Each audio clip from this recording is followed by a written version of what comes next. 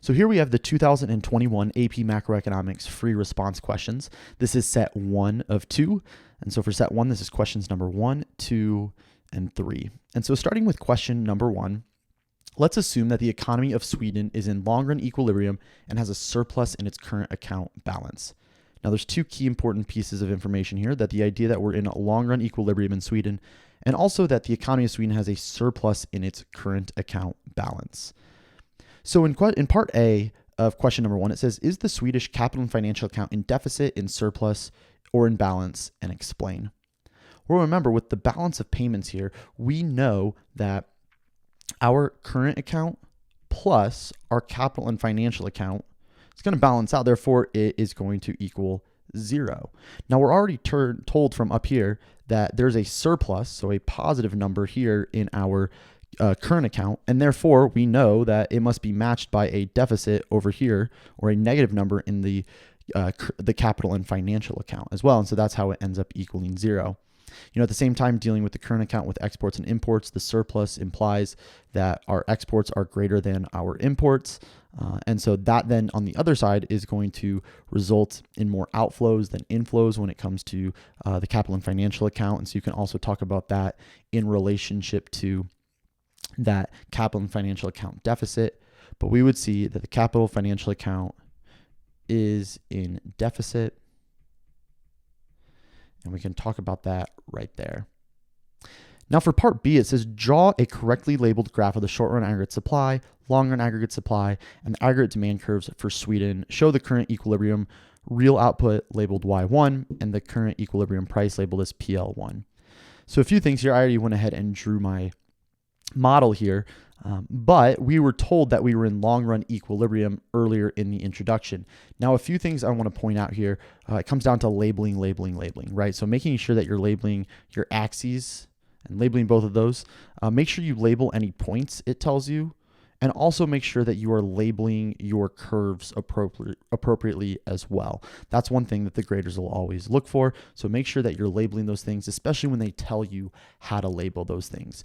I also like to put a little subscript 1 under each one of these here too, to indicate that is our first iteration of whichever curve it might be, especially since it's telling me that at our equilibrium with all these curves we're Y1 and PL1.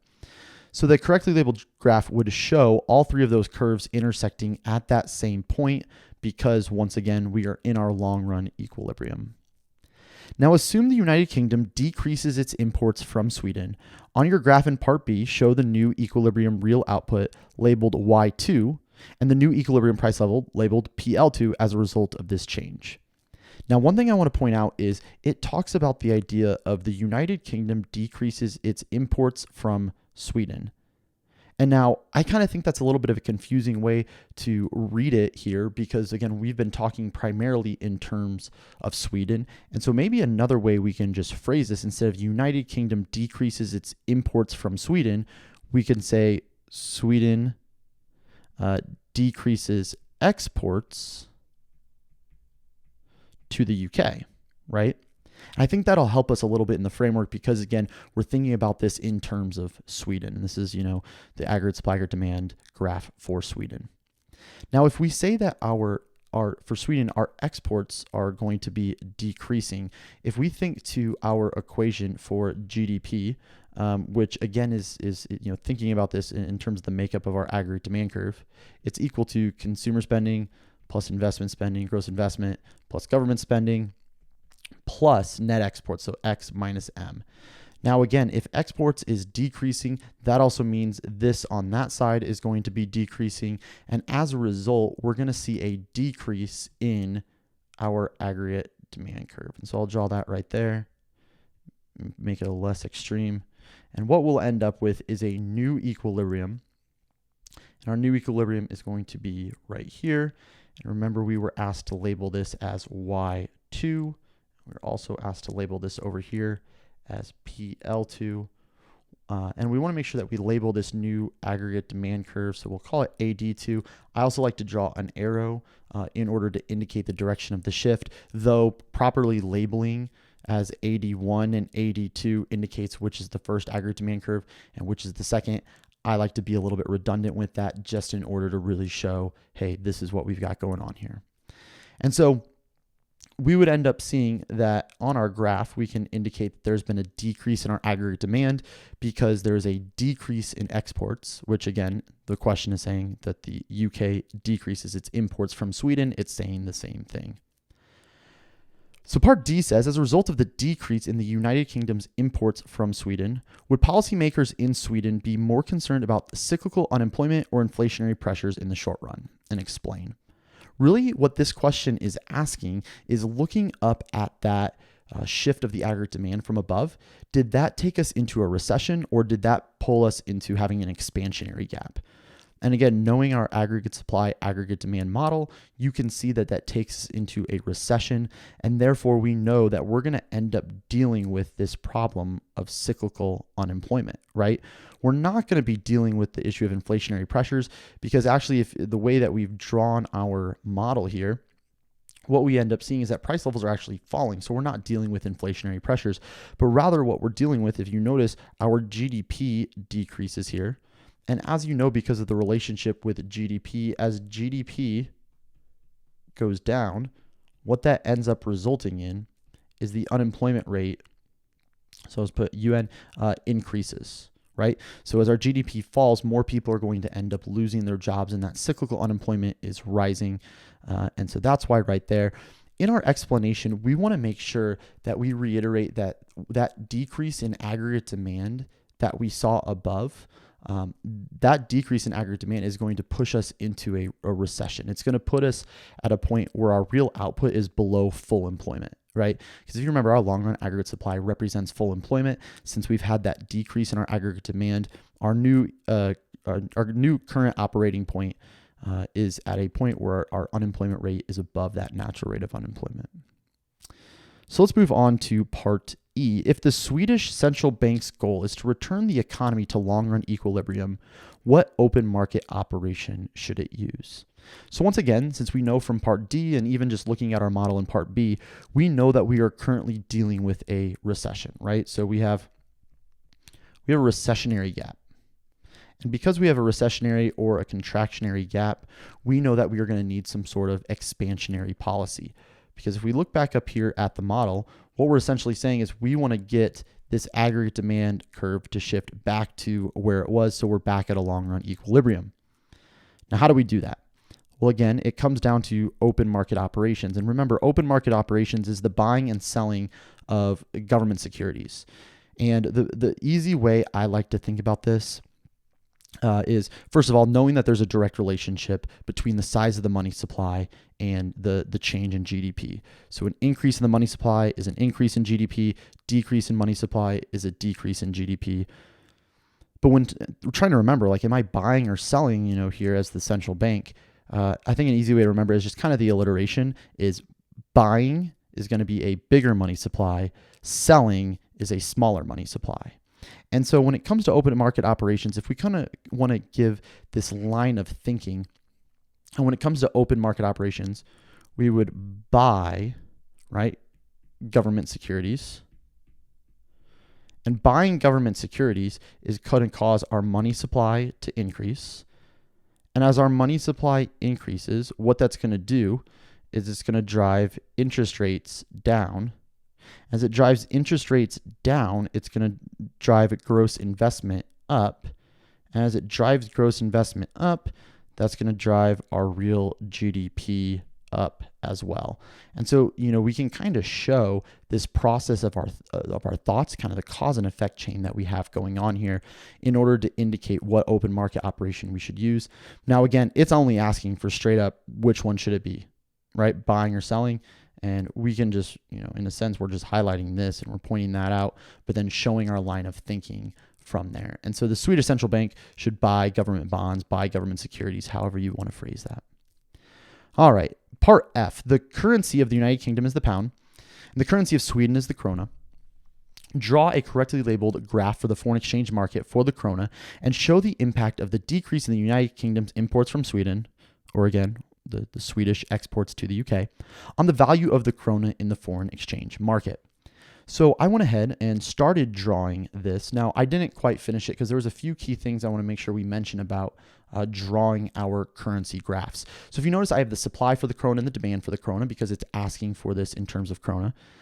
But once again, we have to also remember here that down here on our x-axis, this is the quantity of the krona. But over here for price, remember when we talk about price of a currency, like we can't talk about it in terms of itself. Like the price of 1 krona is always going to be 1 krona. And so therefore, we have to talk about the price of a krona in some other way. And in this case, we're going to be talking about it in terms of pounds. And so one way we can say this is the pound price per krona.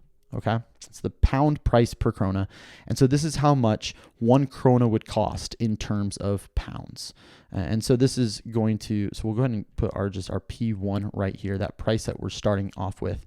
But then part F says, we need to show the impact of the decrease in the UK's imports from Sweden on the value of the krona in the foreign exchange market. So if we look at this, right, the United Kingdom's imports from Sweden have decreased, right? There was a decrease in those imports. I think an easy way to just ask yourself is, okay, if people from the United Kingdom are demanding fewer Swedish goods, what do they also need less of? Well, because they're demanding fewer Swedish goods, they also do not need Swedish currency as much, and therefore they are going to demand less krona or less of the Swedish currency on the foreign exchange market. And so this would end up being D, so the demand for the krona, and I'll put 2 right there. We'll make sure that's 1. And then we have this new equilibrium right here. And if you notice, the price of the krona or the value of the krona ended up decreasing from P1 down to P2. And so we end up seeing that the krona is depreciating. It's not necessarily asking you to show that on here, but the value of the krona is depreciating. You just need to show that decrease in demand. That's what it's asking for and correctly labeling that. Then in part G, it says if the Swedish central bank's goal is to reverse that exchange rate change shown in part F by changing the interest rate, what open market operation should it use? So here we've got to kind of work backwards, but really what we're saying is we had this decrease in demand for the krona, right? So fewer kronas were being demanded because British people from the United Kingdom, were demanding fewer Swedish goods. We're trying to say, how do we get the demand for the krona to increase once again? And we're talking about this in relation to the interest rate. So first and foremost, I think you kind of have to take G and H together because what open market operation should it use? Well, the open market operation it should use is to sell bonds, or I guess you could say sell government securities, right? Now, why is that? And I think the best way of thinking about it is, again, like I said, kind of working backwards. Selling bonds implies that we're causing the money supply to shrink. Now, why would we want the money supply to shrink? Now, it's not asking for a graph, but I kind of just quickly drew one down here. Selling bonds, right? Selling leads to a smaller money supply. And what this would do is it would cause our money supply to shift back to the left. Now, if you notice when it does that, we have a new equilibrium right here. Now, what we notice has happened there is we see an increase in the interest rate. And what does a real interest rate mean? An increase in the real interest rate mean? Well, what that means is by increasing the real interest rate, it becomes more lucrative for financial capital inflows. Right? It becomes more lucrative for, say, people from the United Kingdom, investors from the United Kingdom, to invest financially in Sweden. And because they want to invest in Sweden more, they're going to need to demand kronas in order to do so. And so again, by selling those bonds, right? Selling leads to a smaller money supply. That smaller money supply is going to increase our interest rate from there to there. And increasing that interest rate is going to increase that financial inflows to Sweden. Increasing those financial inflows mean more kronas are needed in order to do so. And that's going to reappreciate the krona in this case. And so, like I said, you kind of have to work backwards through that one to get there. And again, drawing that graph isn't absolutely necessary, but I think it's helpful to draw a graph when it helps us have a better understanding of what exactly is going on. So here for question number 2, we are asked to assume a country's economy is currently operating below full employment. So again, you're not necessarily asked to draw a graph, but I went ahead and drew a graph just because it helps me visualize what's going on. Remember, if we're below full employment, as it mentions, that means that our short-run aggregate supply and our aggregate demand curve are going to be intersecting to the left of our long-run aggregate supply curve. And that implies to us, again, that we are currently operating in a recession. And so since we're in a recession, what we would need is some sort of expansionary policy. And so let's go here. And it says, identify fiscal policy actions the country's government could take to implement and restore full employment. Now, again, I think a way we could do this is think about our GDP formula, which again, thinking about this in relation to the aggregate demand curve, is equal to C plus I plus G plus net exports. And we're saying we need our GDP to increase to get out of this recession. So which one of these does the government have control over? Well, the government can obviously increase government spending. So that's one. We can increase that government spending. And then our other option we have is to go after consumer spending. So we want consumer spending to go up. And in order to do that, we would decrease taxes. And now another thing you could also say is you could also mention like an increase in transfer payments, right? Because that would prop up consumer spending as well. But primarily looking at government spending and taxes, we would increase government spending and decrease taxes. Now, one thing you'll see a lot when it comes to talking about increases in government spending is the loanable funds market, and kind of talking about this idea of crowding out and what that's going to do. And so in part B, it says, draw a correctly labeled graph of the loanable funds market and show the effect of the fiscal policy action identified in part A on the equilibrium interest rate. Now, you'll typically see that two different ways to do this one are accepted. You can show this as a decrease in supply of the loanable funds market as the government dips into this pool of borrowing and they have to borrow in order to make up for this deficit. But the way you'll typically see the most often is an increase in demand because now the government is stepping in and is demanding borrowing as well. Because one thing we need to keep in mind, let's suppose, just to kind of keep things simple, that the government is currently running a balanced budget. And so what that means is the government spending is equal to its revenues, right?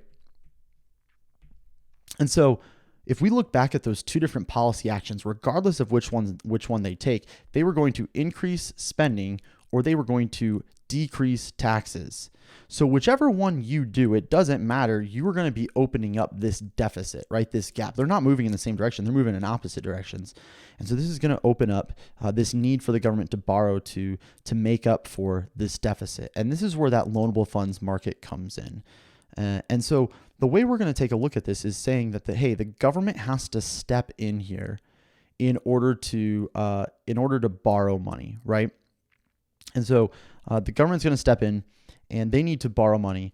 And so we're going to go ahead and say that the demand for loanable funds is going to end up increasing because now the government is a player in this as well. And so we have our demand for loanable funds, and we'll call this one loanable funds 1 and loanable funds 2. And if you notice, let me get my arrow out of the way. If you notice too, we are at a new equilibrium. And our new equilibrium right here. And this new equilibrium, we'll call that real interest rate 2 as opposed to our first one. If you notice, the real interest rate has risen in this case, right? And that would be the same case too if you drew a decrease in the supply. It would also have risen. It's all the same, whichever way you want to look at it. But it says draw that and show the effect of the fiscal policy action on the real interest rate. And so as long as you show that the real interest rate has risen from R1 up to R2 because of an increase in demand for the loanable funds market, or again, a decrease in supply, you're good on that part, on that one, part B. Now looking at C, solely based on the real interest rate change, what will happen to each of the following and explain for both of these. And so first, it's going to ask us, what is going to happen to net exports? Now, this is one where we gotta kind of think a few steps ahead. We'll actually start at the end. We're going to end up saying that net exports is going to decrease. All right. Now, why is that happening? Well, let's kind of, again, let's think to what has already happened. If you notice, our real interest rate has increased, right? So real interest rate has increased. And as we talked about before in question number 1, as real interest rate increases, real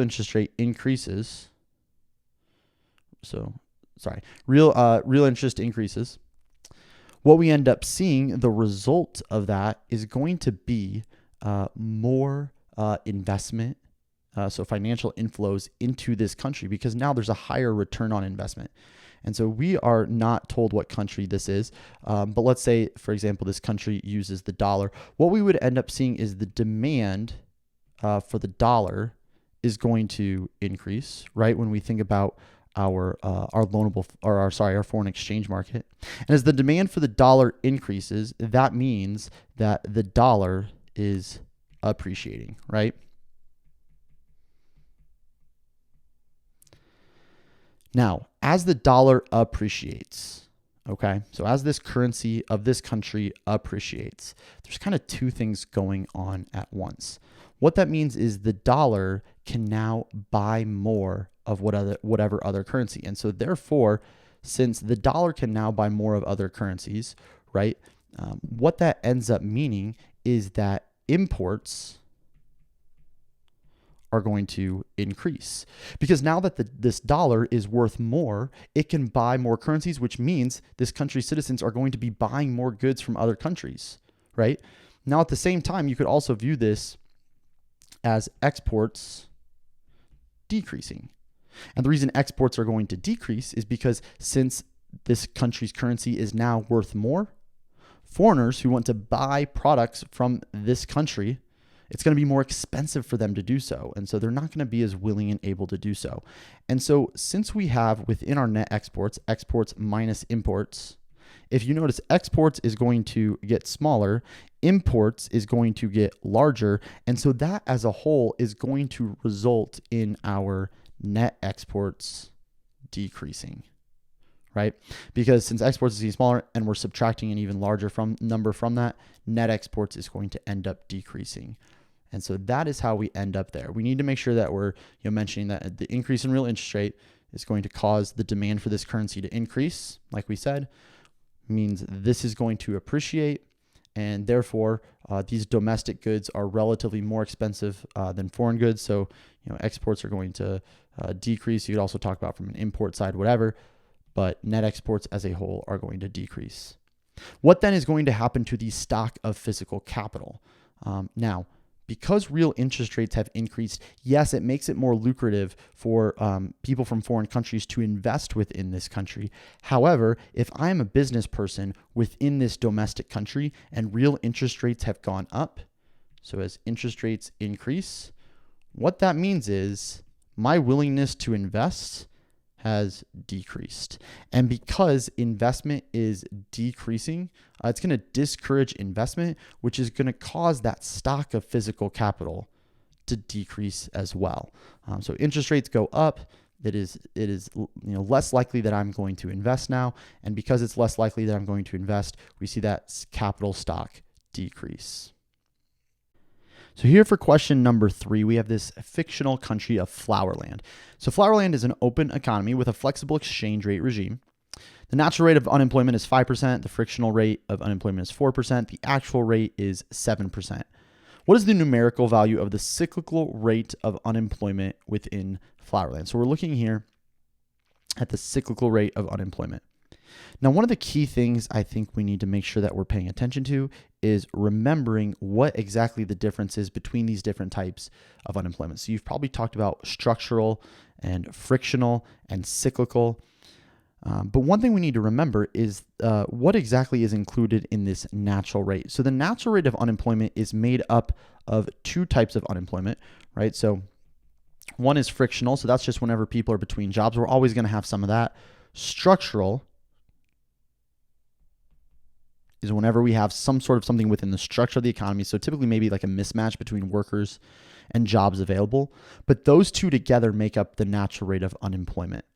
Now, we need to be paying attention here because what we actually find is the actual rate of unemployment is at 7%, whenever the natural rate is at 5%. And so what that means is there is this extra 2% unemployment that is unaccounted for. It's not structural, it's not frictional. That leaves it as this cyclical rate of unemployment. So if you take the actual rate of unemployment and subtract the natural rate, you're going to get the cyclical rate. Now that's 2%. I would just be careful because here it tries to throw in this idea that the frictional rate of unemployment is 4%. And they want you to try to use that in some way in order to, I don't know, come up with 3% or something.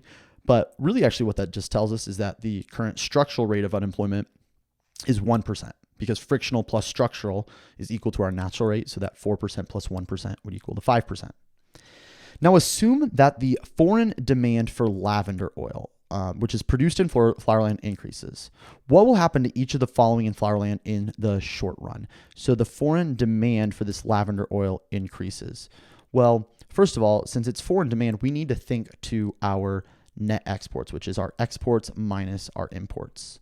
And here what we're going to end up seeing is that exports are going to increase because more people from foreign countries are going to be demanding this lavender oil. And therefore, as a result, net exports as a whole are going to be increasing.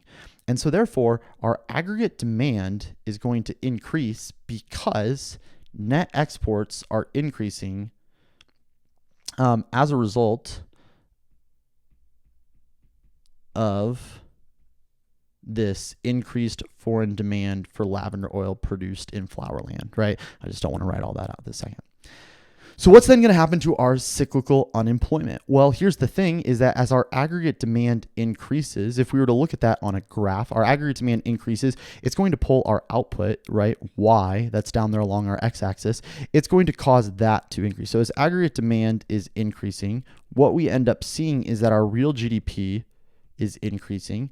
And if you remember this inverse relationship between real GDP and unemployment, right? So as GDP goes up, what that means is unemployment is going to go down. Now, here's the thing. We know that this is going to cause that cyclical unemployment to decrease because we have some cyclical unemployment going on within this economy.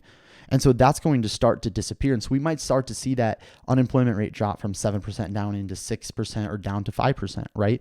As a result of our GDP rising. We're coming out of maybe whatever little recession flowerland might be in at the moment. So the table below shows the market basket quantities and prices of lavender and roses, the only two goods produced in flowerland. Assume 2019 is the base year based on the data in the table. Calculate the price index for year 2020 in flowerland and show your work.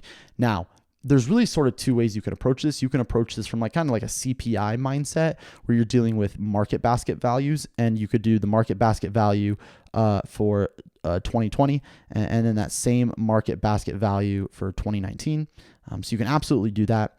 Or you can think about it from a nominal and real GDP. So dealing with GDP, the implicit price deflator, right? The GDP deflator.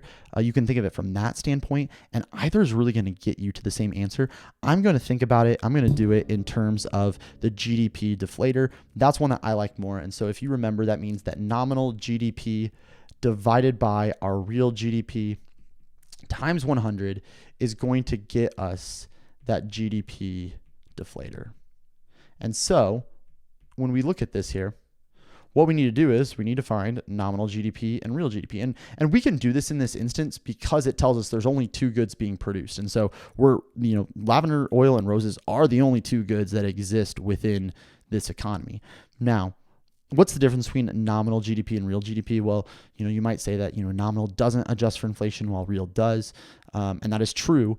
But how do they do that? How do they account for that? Well, one way you can think about it is that nominal GDP, it uses the current quantities. So whatever quantities we're using in this year times our current prices.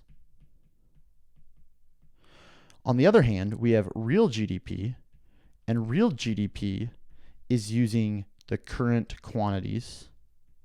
But in order to get rid of that noise, kind of that extra noise that comes from inflation, what we need to do is use our base year prices. And so that's the biggest difference there. So let's go ahead and solve for both of these, and then we'll solve for that price index. And so first we'll do nominal GDP. And so nominal GDP, we're going to be using these quantities, but times whatever that price is in that current year of 2020. And so we would end up doing 40 times $4 plus we would do 4 times 25, and what that would end up getting us is 160 plus 100, and so that would get us a nominal GDP of $260.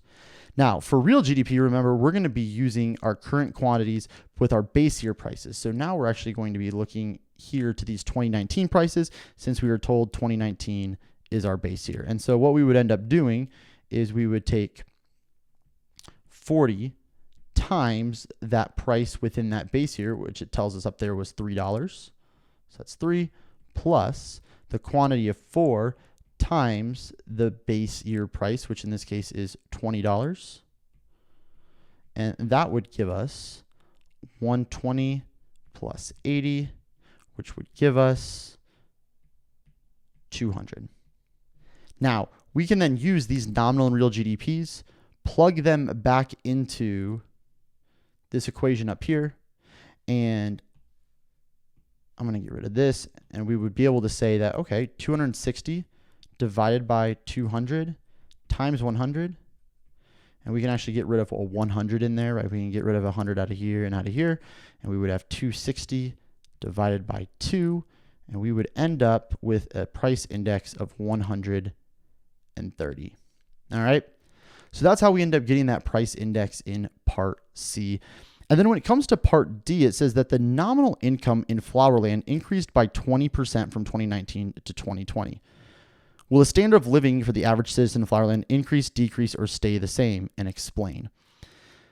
So first, what we need to do is we need to figure out what inflation was. And if you guys remember, always in your base year, because when you do nominal divided by real of a base year, it's going to take a number divided by itself. And so what that ends up meaning that in 2019, what we end up seeing is that our price index is 100. In 2020, we just found it's 130. And so we can use these in order to solve for inflation. Now you can just probably do it just by staring at it. But if we do our later year minus our earlier year divided by our earlier year times 100, we got those hundreds canceling out, and we would get that there is a 30% increase in prices. Now this means there's a 30% increase in prices at the same time that nominal wages or nominal income went up by 20%. And so if we think about this here, what we're saying is that, and especially too, if we want to think about this in terms of what's the real change, if we take nominal minus inflation, it's going to give us that real difference. And so if we do that, we say, okay, well, there was a 20% change in nominal wages, but inflation rose by 30%. What that actually means is that people's real income went down by 10%. And that's what you would put in your explanation. You would say, hey, look, like nominal income rose by 20%. Yeah, but inflation rose by an even bigger number, which means that that real change is actually going to result in a decrease in their real wages.